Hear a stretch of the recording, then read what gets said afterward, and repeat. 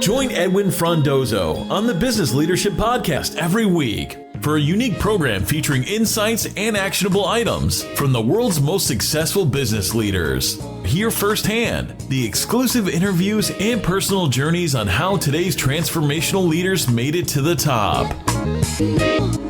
This is the Business Leadership Podcast, and I'm Edwin Frondozo. Thank you for joining me. How are you doing? As Canadian companies rush to respond to the COVID-19 outbreak, many are dusting off their crisis communication plans and realizing they hadn't accounted for a possible pandemic. Given how little time business leaders have had to develop their approach, responses to date have been admirable, but many would welcome some clear information to help guide their communications going forward. So, our next guest on CADA's 20 Leaders in 20 Days virtual shift special mini-series is Andrea Lekushoff. Throughout her 20-year career, Andrea, the president of Broad Reach Communications, has guided companies in diverse industries across Canada as they navigated crises large and small, as well as through rebuilding their brands once a crisis was over. In this episode, she shares her robust, thoughtful approach to support her clients in leadership communications during the COVID-19 outbreak. Having trouble keeping your newly remote teams engaged, effective, and connected? I can help. Text HELP to 416-834-0299 and we'll connect. Again, text me at 416-834-0299 and I will personally connect with you. With that, here we go. Well, I have to start with the fact that I am so proud of my team because they haven't really missed a beat. We really haven't missed a beat. I run a PR agency, a corporate communications PR agency in Toronto, and the PR industry, like any other professional services firm, is really set up to run remotely. In fact, there's so much talk now about the different types of work where people hotel in and they work from home. We've been doing this for almost 20 years. So we have the right collaboration processes. We've got the right technology. Right before we left work for the very last day, I sent everyone home with screens so they could be super productive at home. And, you know, we have processes in place. We know when we're going to meet. We have direct messaging. And, you know, I think the only thing that we really miss is seeing each other face to face, being able to lean over and talk to one another or spontaneously laugh about something. So there's something about the lack of sort of a tactile sense of belonging that really is missing. But otherwise, we really have not missed a beat. One thing I want to get to, and what's really interesting as we're going through this crisis, and being in PR and communications, what are you advising to your clients now in terms of managing communications, whether it's outbound communications or even inbound communications with their teams? They're both equally as important, Edwin, like truly. And there's never been a better time for a leader to be a really strong communicator. So the good thing is that the clients that I've talked to, the friends that I've talked to, leaders seem to be rallying and really understanding how important communications is. So what we're telling people is, number one, establish a crisis communications team, not only for operations, but really for communicating everything down, whether you have 3 employees or whether you have 300 employees. Establish that team so that when your employees get communications from them, they know it's a COVID-19 communication. Have them do a stakeholder analysis so that they're also communicating with your customers, with your vendors, all the people that really help your company operate, really during good times, but especially right now. You also want to be collaborating with your industry, and that often means your competitors. I've seen so many industries come together to share what they're doing, explain, how they're managing their costs, explain what they're doing or share what they're doing with their employees to really come together and do this in as empathetic and compassionate way possible, which really leads to my next point is, remember, your employees are scared. Your family is likely scared. You are probably scared. So the more empathy, the more compassion that you have in dealing with everyone, especially if there's really difficult decisions to make, such as layoffs, will really, really exemplify the leader that you are, and it will really help us all get through this together. The other thing I'm telling leaders is to create a repository of information on your intranet so that it has all the Q&As and all the information your employees will need, so they don't have to keep asking HR or coming to you with that information. Direct them there so that they know where to go and get it. We're also recommending that people start proactively planning for various scenarios with respect to communications. They're doing it already from an operational perspective. That should trickle down to communications. So if a company needs to take certain measures, they have communications well in advance that are prepared. Even though we can't predict what's going to happen, this is scenario planning. So factor that into your communication activities. And I also think that from a communications perspective, you really need to mix it up. If employees are getting just email after email after email, that's not super engaging. Yeah. There's so many beautiful examples of people having virtual happy hours. So communicate that way.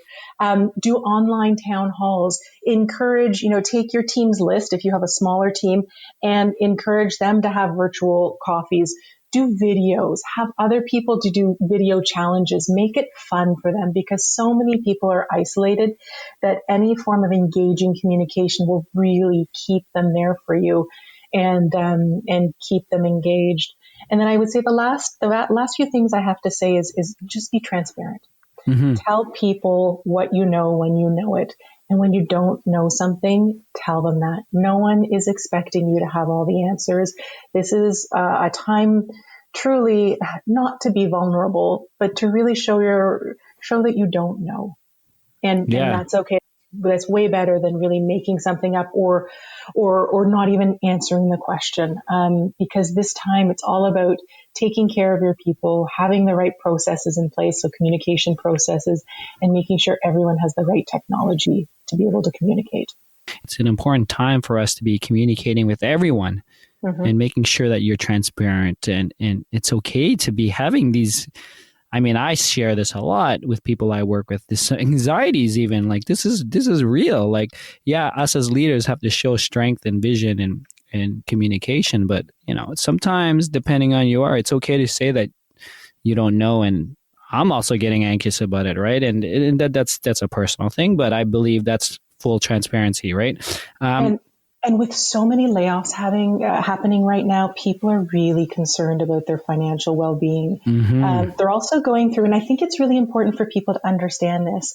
We are all at different stages going through the grief cycle. It's a 5-step cycle, which starts with denial. And this is where information and communication is critical. And this is where we are right now.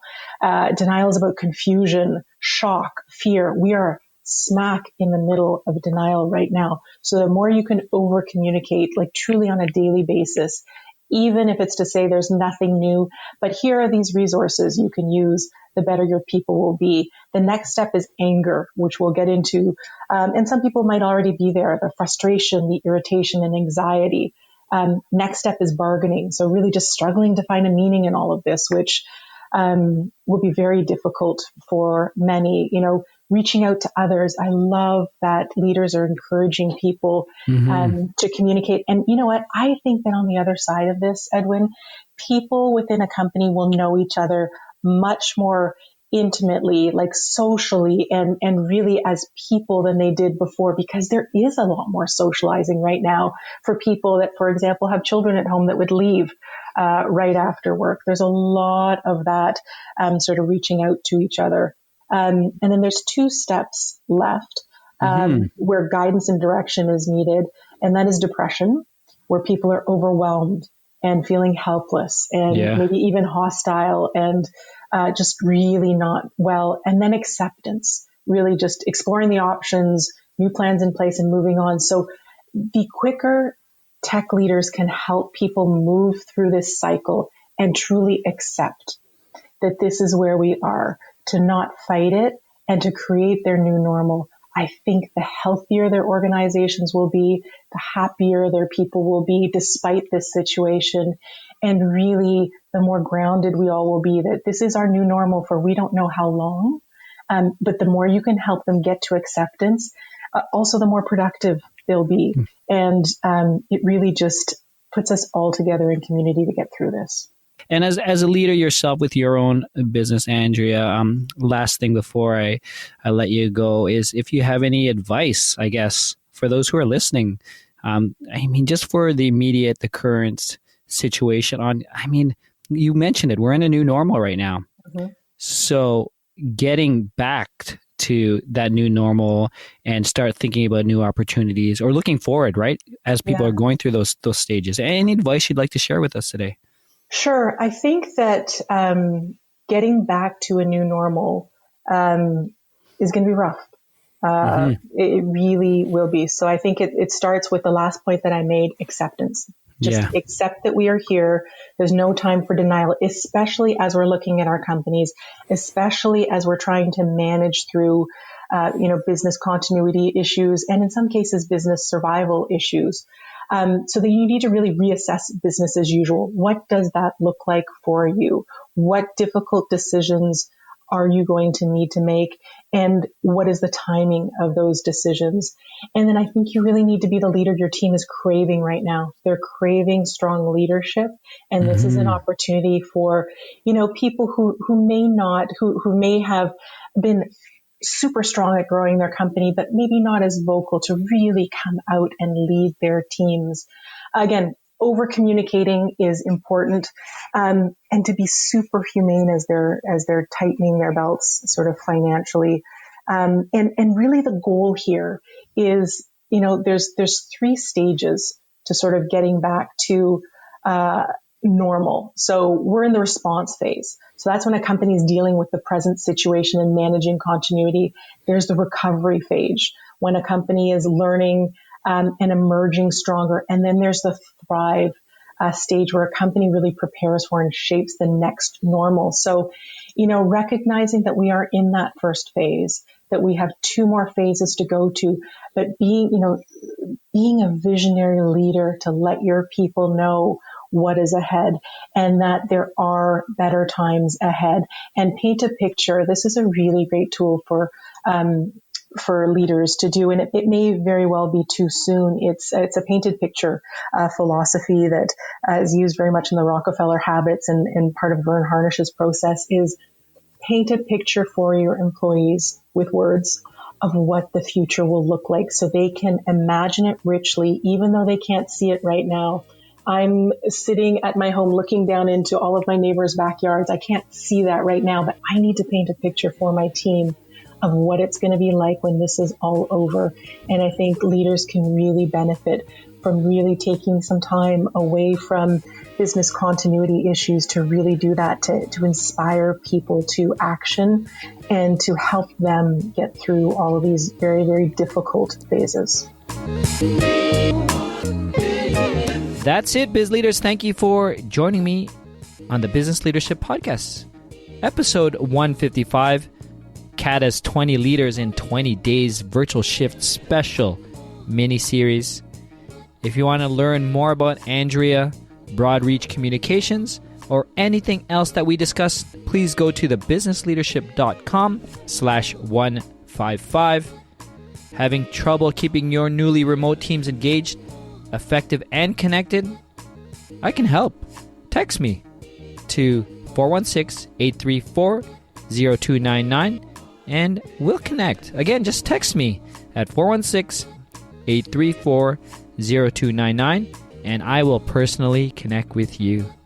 If you found this episode useful, please subscribe, rate, and leave a comment on your favorite podcast player. Thank you again. Be your best. Thank you for listening to the Business Leadership Podcast at thebusinessleadership.com.